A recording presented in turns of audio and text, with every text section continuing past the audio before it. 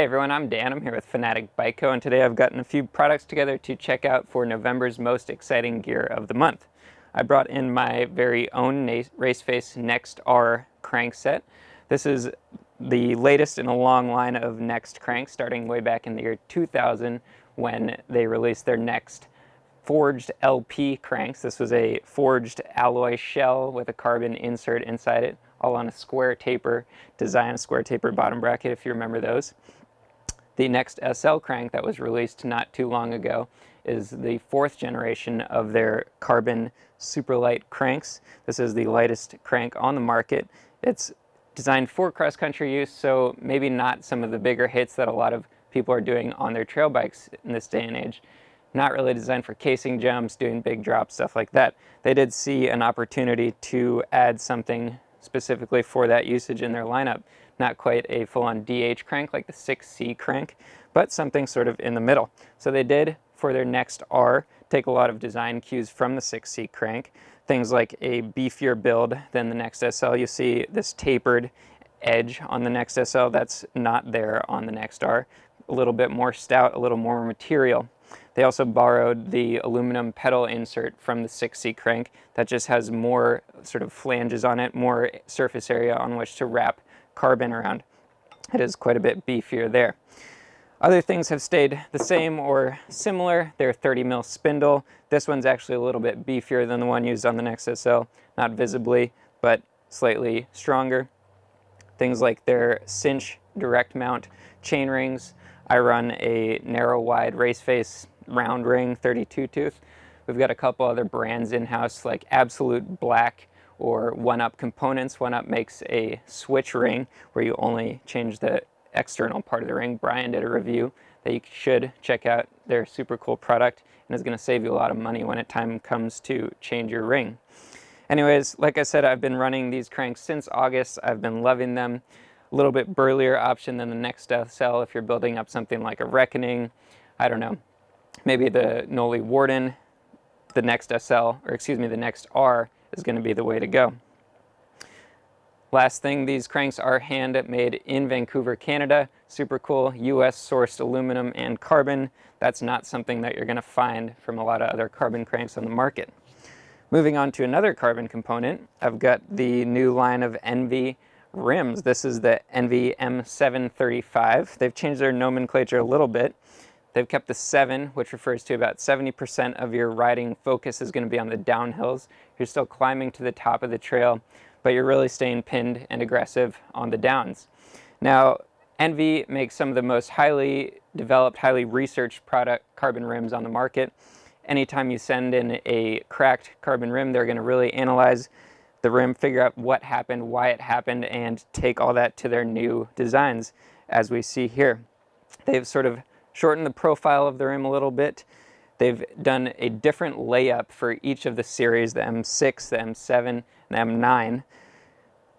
They also have different spoke counts for each of these. So the M7 series has 32 spoke holes, something that we agree with them is appropriate for a lot of the aggressive trail riding people are doing these days. They continue to use their molded spoke holes, which makes for a stronger junction between the spoke and the rim. Other cool features, well, this is the M735, so it has a 35mm inner width. That's going to be great for things like the Magic Mary Addix 2.6 that I talked about last month. A number of other 2.6 to 2.8 tires. You can easily run a 2.4 wide trail tire on here with no problem. Probably wouldn't go below that. If you did want to go below that, they make the M730. That would be suitable for 2.35. Other things I wanted to mention are the new rim strip that they've designed. So Enve's nipples sit inside the rim. It used to be kind of a pain to adjust your spoke tension because you'd have to untape your rim and then retape it each time, clean off all that gook. It was kind of a pain in the butt. With this new one, it's actually not glued, so you can just pop it off, tension your spokes off, pop it back on. And it goes beyond that. They've actually designed it so that it makes the bead of the rim quite a bit wider. And what that does, it's going to increase the surface area here. Should you burp a tire and then compress your tire onto the rim, that oftentimes will poke a hole in the sidewall of the tire. This, they say, drastically reduces the instance of that. It also helps protect your really expensive carbon rim. Now, Enve rims are made here in the USA. Like I said, they are one of the most well-developed or highly developed carbon rims on the market. They do command a price premium at $1,049 a piece. They are loaded up, however, into our wheel builder, our Fanatec custom wheel builder, so you can match these up to any hub out there that will use 32 spokes. Get exactly what you want, tons of different hub options, color options, different spoke options, and get a completely custom wheel set to match your bike. Different decals, whatever you want. Super cool product. Moving on, I did bring in my Giro Chronicle helmet. Now, I had to buy a new helmet not too long ago, cut off my hair. I think you all remember that. I went to the Chronicle because it's a really good price point. It's $100. It's actually a very similar helmet to the Giro Montero, which is $50 more than this, $150.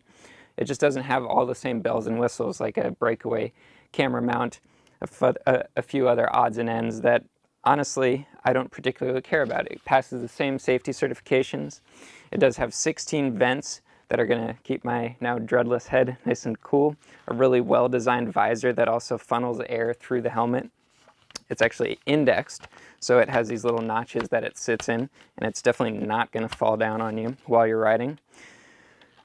This does feature a MIPS liner. We've talked about MIPS quite a bit. It's designed to sort of slip inside the helmet should you encounter an impact, a rotational impact, and they say drastically or notably reduces instance of concussion in that sort of crash. Now, I think for a $100 helmet, this pretty much does check all the boxes. As you can see, it wraps around the back of your head, your occipital bone on your skull, and it's a trail rider's helmet. It comes in tons of different colors. We have quite a few 2017 colorway options left. All the new 2018 stuff is in a bunch of different sizes. Do check that out. Anyways, if you have any questions about any of this stuff, please feel free to leave me a comment below. I or Brian or I will get back to you. You can also shoot us an email at sales@fanatecbike.com or always give us a phone call, 1-844-FANATIC. That's 1-844-326-2845. I do think that about does it for November's exciting gear. As always, if you like watching these videos, please do subscribe. We like making them. We like showing you what we're riding, what we think is cool, and talking about this stuff. Again, I'm Dan. I'm here with fanatecbike.com. Thank you all for watching.